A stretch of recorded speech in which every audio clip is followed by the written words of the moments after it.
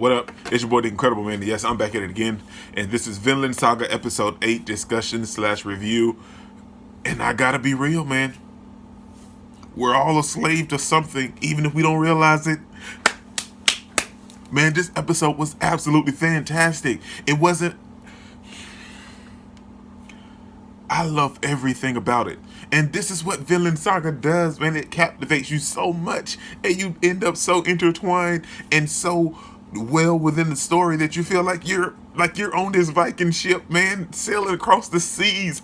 It was so fantastic, man. Let's talk about this episode, because if not, I'm just gonna ramble the whole video.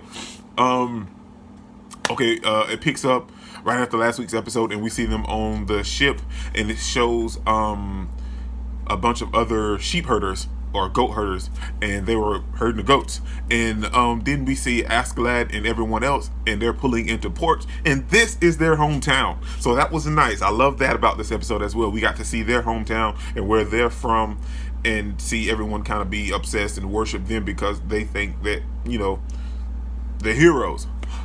Like, we know the truth, but I mean, yeah. So then we get there, and all of these people are fawning over Askeladd and his whole crew. And then we get to see one dude was like, oh, well, I can't wait to join their crew. And somebody was like, dude, you die in the first 3 days at sea, okay? You die. And then this, Thorfinn is walking on land, and Thorfinn bumps into the dude.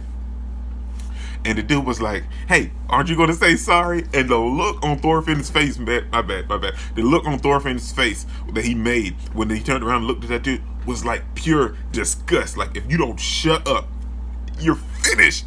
And I love that, man. That's what I love about Vinland Saga. Like, the expressions that they make, and like the way that the animators draw it and stuff, and the way that the voice actors convey it, sells everything in this anime so much, because Thorfinn's character didn't have to say anything. The guy that he was looking at said that he was scared, and that's what sold the scene with Thorfinn's look, and like his voice actor was like, huh, like the way he sold everything. That is what made that scene, man. That whole scene was absolutely fantastic. That whole scene, man. And I just gotta be real, I loved it. There was nothing bad about it, and I loved seeing Thorfinn in that beast mode. He's just walking through the streets of their little town. Yeah, that's what's up. Give dude his props, because Thorfinn, you know, he's been through a lot, and actually seeing him, like, he didn't kill anybody, but it's just like the look that he gave was like, don't test me right now, man. So then we get through, and we go to the other parts of the city, and we see Askeladd's uncle, and his uncle pretty much runs this little whole city, and he's a money grubbing, all about the dollar kind of guy. And we see this chick that's in there, man. And let's be real, this chick was hot. I mean, I don't know if Vikings were hot back in the day. I mean, I don't know. But they really sold her hotness in this episode, man. So maybe she, in like her whole little segment with Thorfinn, maybe that's kind of like a love interest thing. Hopefully, probably, possibly. I don't know. So we see her, and then we see Askeladd talking to his uncle, and his uncle's telling him that, you know, feeding his guys cost a lot. And Askeladd was like, just whatever the price, just feed my guys and I'll pay it. And his uncle, he's just a money grubbing guy, and he was like, do you love money? He's like, there's nothing better, you know, that's all there is, and da da da da da. And then he said that he bought this girl, which is a slave. Her father was like what he is, to another city, and they couldn't keep up, and they lost in the war. And it was just a whole bunch of other minor details. Then so he bought her at a price as a slave. And then we see Askeladd, which is the most beast part. We see Askeladd telling his uncle, Uncle, I need you to officiate a duel between me and someone. But before that, he was like, she's not a bad slave, because the dude like said she's clumsy and she's slow and everything. Well, she's not used to being the slave. She was royalty or noble in her village or where she's from. So dude, you can't imagine her to just be like, well, okay, here you go, here's your stuff. And that's probably a whole shock to her system. But and Askeladd was like, well, it's not about her being a bad slave. You're a bad owner, and it's what you do to them that makes them a better slave or whatnot. Because he doesn't, and that whole little twisted thing, he was talking about Thorfinn, because It's how you use him. He uses Thorfinn to his advantage, but at the same time, it's making Thorfinn a better person. And you'll see where I'm going with this when I get further in the episode. So his uncle's officiating the thing, and so now we're going to have a duel, which is the beast part between Thorfinn and Askeladd, which is the best part of this episode. There was a bunch of other great stuff in this episode, but that whole fight sequence was fantastic. The rest of the episode, so entertaining. I wasn't bored at all through the whole episode. Like, even when there was no action sequences and everything was just talking and plot development and character building and stuff, I wasn't bored. That's what I love about Vinland Saga. Even the slower paced episodes and like slower parts of each episode, they're still so entertaining and you're not bored at all, man. So then we get to this fight, and this fight was fantastic. I love all of the angles, the close-ups, the shots, everything that happened with this fight, man. Seeing Thorfinn straight rampage at Askeladd, and then seeing Askeladd swing his sword, and everybody was like, oh my, did he slung him back with all the force? No, Thorfinn jumped back, and that was the fantastic part, man. So then we get this whole thing about the fight, which was fantastic. And let's be real, Thorfinn was putting Askeladd to his job. Like, if he hadn't taken this serious to try to mess with Thorfinn's mind, he might have lost the arm or something, or could have possibly died, because Thorfinn was so serious, man.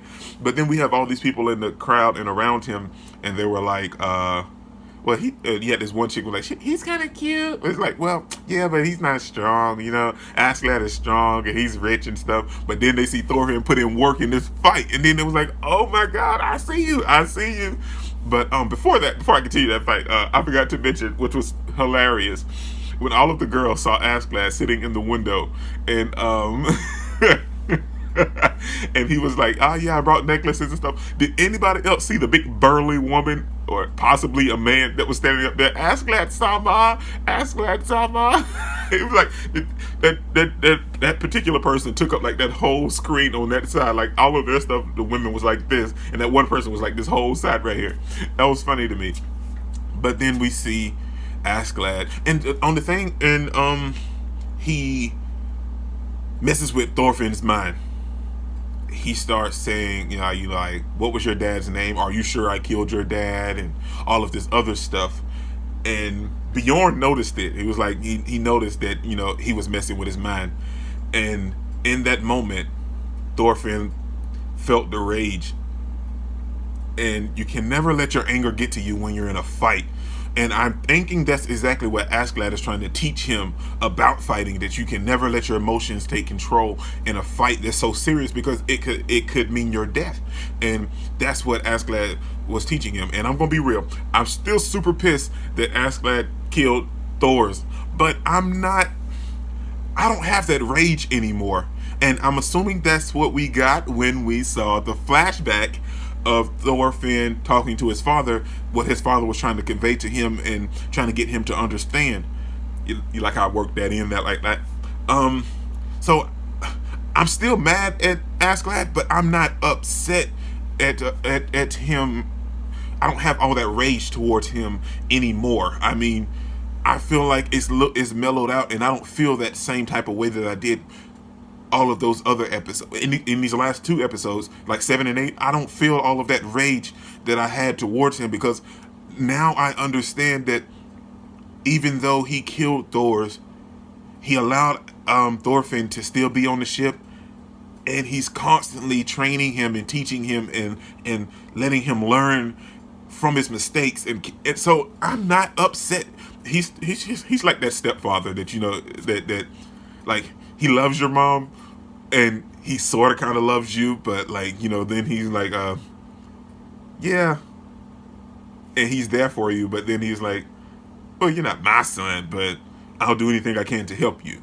So that's what I'm getting at, and I don't feel that rage and anger towards Askeladd anymore. And I even go as far as to say that I kind of don't want him to die. I like him as a character, and that's so sad, because he killed your main character. Well, you know, like your semi-main character, and I still want dude to live through this in the end. I like Askeladd. I don't know, maybe that's just me, man. But then we see Thorfinn on the boat, and he's sitting out there in the cold, and he was supposed to switch duties with someone, and he was like, no, I'm just going to stay on the boat. And the other guy asked, and he was like, well, Thorfinn said he'd stay out there and he'd take my spot. And he was like, well, it is his dad's boat, so he probably feel like he can get closer to him if he stay on the boat. And then we see Askeladd talking to that guy that Thorfinn bumped into at the beginning of the episode. And he's asking him, and he was like, he's talking about the fight and stuff. And then he's saying that, because we see his uncle whipping the slave girl. And Askeladd says, he doesn't realize, it's ironic that he doesn't realize that he's holding like a whip or a lash or something, whipping the slave girl when he's a slave to money himself. And the dude that bumped into Askeladd was, Thorfinn was like, if I didn't have my pride, I would kill myself. And Askeladd made a valid point. We're all a slave to something, even if we don't realize it. So, man,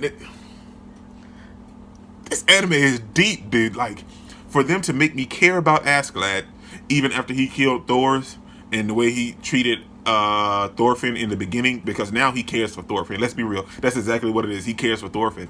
And for them to make me care about Askeladd, and him giving out superb knowledge, like what he's dropping knowledge bombs on that dude. This is fantastic, man. I don't know why people aren't. Don't. Everything else is good. The action, the animation, the score, the music, and all of that is fantastic. But this is the heart of this episode, man. I can't be the only one that thinks that, right? And then we get to the point where we see Thorfinn talking to the chick, which made me feel like maybe there's a little bit of love interest there. And she was like, is there anywhere I could be free? And then he starts telling her about Vinland. Vinland Saga. He starts telling her about Vinland, which is what Leif told him. So that was a nice segue to go back into the very beginning. And before I go any further, let's talk about the flashback when he saw his father. Like, he shrunk down to size. Dude, we haven't saw little Thorfinn in forever, man. We've seen this beast Thorfinn, and it was nice to see the little itty bitty Thorfinn again, man. So then we get to the point to where we go and we see the king and his whole crew talking about invading England. And we have one of his dudes saying that he doesn't want his son, he doesn't want the king's son to go on the raid because he feel like he's not ready for war. And that's the dude that we see in the opening that comes on with the helmet and the long hair. So I'm excited to see more of him and see what goes on there. And then we get to another part that was absolutely fantastic. We see them raiding across England and everything. Then they get to London, which was on the map was called Londinium, which was nice. I didn't, if that's like true historical facts, that is nice. I didn't know that. What else did we get? Oh, we see that one specific moment that was absolutely fantastic from this hints to the very first episode. The axe being thrown across the whole screen and chopping and cutting everything. And it gave us Thor's old partner that was on the boat with him. That was like super strong. Like, he threw his axe again. And he's working, he's in London. So it's a Viking that lives in London. That's nice. So he's no longer a Viking. Wait, like, he's still a Viking, but like, he doesn't care about the king anymore. He wants to fight for London, which is nice. That's pretty much all that happened in this episode, man, because I can keep going on about certain things, but if I do, this video is going to like super long. But this is your boy Nick Incredible, man. Don't forget to smash that like button until you can't smash it anymore. Comment down below and I'll be sure to respond to each and every one of them, and subscribe, but only if you really want to, man. And remember that anime matters, anime is greatness, and anime is life. And Vinland Saga episode 8. Wonder ball, man. Peace out.